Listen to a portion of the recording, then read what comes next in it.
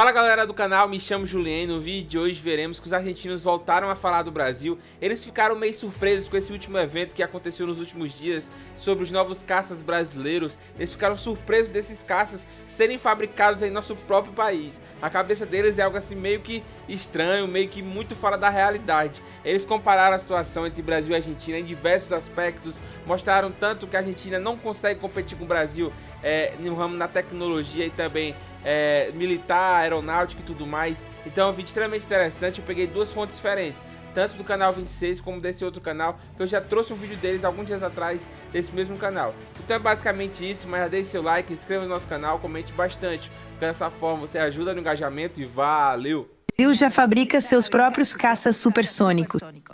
Isso mesmo. Ontem teve uma cerimônia que chamou muita atenção, porque, como vocês veem nessa imagem, está o presidente Lula da Silva derramando champanhe sobre o primeiro avião Gripen produzido no Brasil. Isso faz parte de uma longa história, que vou fazer algumas comparações com a Argentina, porque tem sido parte do debate a nível local. Aqui vocês veem também o Lula da Silva voando para a cerimônia, acompanhado por um dos Gripens. Neste caso, um que já tinha sido fabricado na Suécia, foi o primeiro a ser entregue ao Brasil, e nessa cerimônia foi muito importante porque esse projeto vem dos anos 90. Nos anos 90, assim como a Argentina, a Força Aérea Brasileira estava operando os velhos Mirages dos anos 60 e 70. Precisava buscar uma substituição por diferentes razões. Foi sendo adiado e foi o Lula da Silva que, em 2007, reativa o programa. Programa para a seleção de um avião de combate, mas não só comprar um avião de combate. Eles queriam garantir uma transferência de tecnologia que permitisse à indústria brasileira continuar se desenvolvendo e se tornar o que é hoje, um dos 14 países do mundo com capacidade para produzir aviões de combate modernos.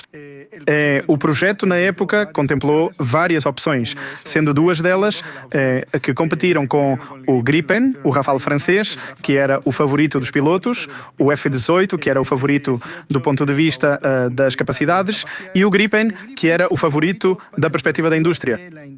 Por quê? Porque o Gripen talvez não seja o avião mais moderno que existe, mas sim tem bastantes capacidades avançadas e tem um custo por hora de voo bastante reduzido. Esse programa não foi sem falhas. Em 2007, tiveram que usar uma ponte para preencher a lacuna.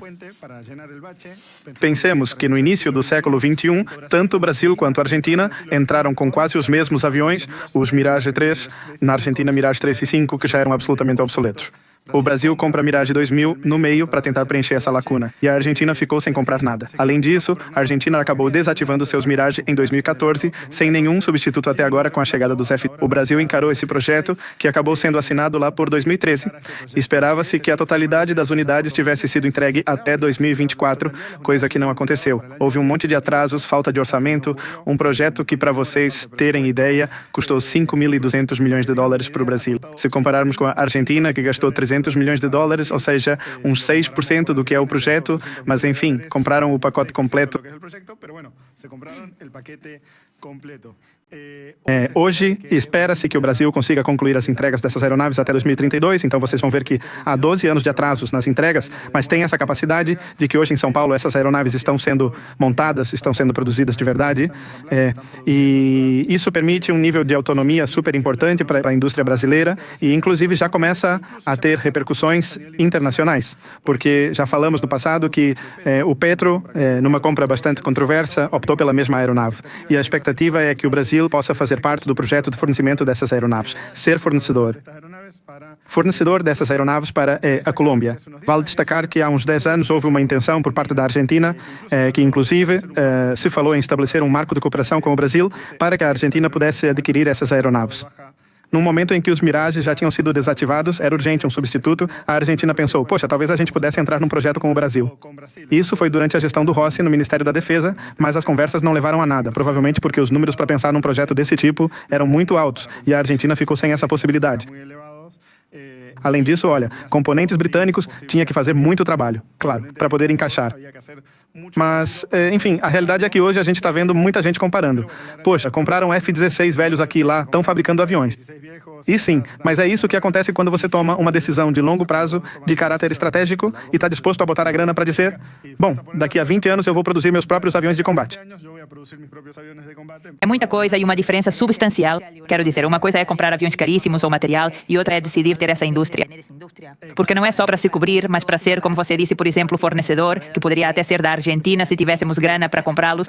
Nos anos 70, a Argentina, em capacidade industrial aérea, superava amplamente o Brasil. O Brasil tomou uma decisão concertada de ir se desenvolvendo. Hoje em dia, além de aviões de combate, lembremos que a Embraer é uma das maiores produtoras de aviões civis, também produzem aviões de transporte militar, tem um monte de empresas à parte que foram criadas em torno disso.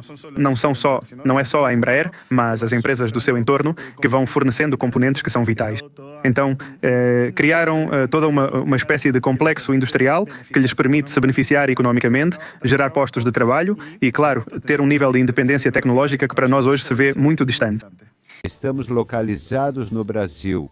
Houve uma cerimônia com a presença de Lula da Silva, presidente do Brasil, para apresentar o primeiro caça supersônico de fabricação nacional. O governo do Brasil apresentou o primeiro caça supersônico fabricado no Brasil, um F-39E Gripen sueco, como um marco que reforça a defesa aérea e a soberania. O ministro da Defesa, José Múcio, afirmou durante a cerimônia realizada no estádio de São Paulo que a produção do caça em solo brasileiro garante acesso à tecnologia de ponta, além de maior autonomia em logística e manutenção. O projeto permite a consolidação do nosso poder dissuasório, ampliando a capacidade de garantir a soberania nacional e a segurança regional, declarou. Em seguida, o presidente do Brasil, Luiz Inácio Lula da Silva, derramou champanhe sobre a aeronave para batizá-la e sobrevoou a região escoltado pelo caça.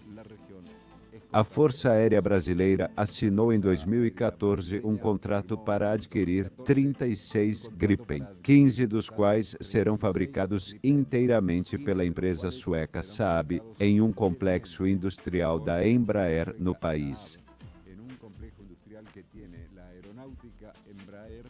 É o momento em que Lula da Silva batiza este caça. O Gripen pode participar de várias missões, desde operações de defesa até reconhecimento e ataque, e possui sensores, armamentos e sistemas para maximizar o desempenho em ambientes complexos, segundo o comunicado da Saab.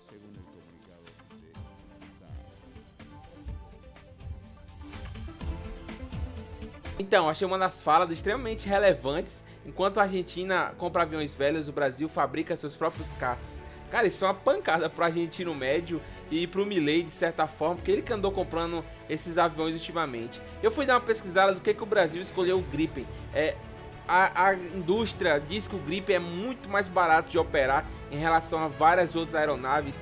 Também custo de manutenção, que é muito mais barato, e além disso o Brasil ele consegue, a partir desse acordo que fez, também fabricá-los, ou seja, é algo extremamente importante que o Brasil fez. Ele fez uma jogada assim, ele não foi no topo do topo do topo, porém ele conseguiu comprar um avião que ele conseguisse fazer uma certa escala, ao mesmo tempo uma operabilidade mais barata. Vimos que ultimamente os Estados Unidos estão cheios de mísseis caríssimos, enquanto o Irã, com pequenos drones, consegue fazer um estrago absurdo. Então, cara, isso se mostrou extremamente relevante nesse tipo de situação. Então acredito que foi uma jogada muito acertada do Brasil. Pelo menos esse é meu ponto de vista. Mas deixa o seu aqui embaixo, então já deixe seu like, inscreva no nosso canal, comente bastante, porque dessa forma você me ajuda no engajamento e valeu!